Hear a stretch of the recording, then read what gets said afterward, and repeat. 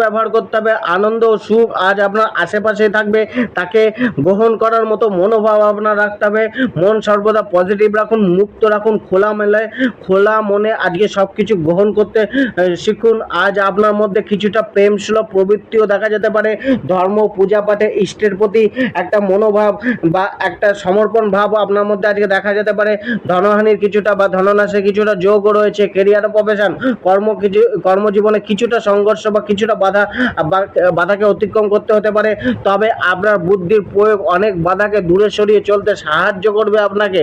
আপনি নিজেকে আজকে উপস্থিত বুদ্ধি রেখে নিজের মাথাকে স্থির করে আজকে যে কোনো কিছু ডিসিশন নিন, অবশ্যই সেই ডিসিশন আপনার ফেভারে যাবে, আপনার সাপোর্টে থাকবে।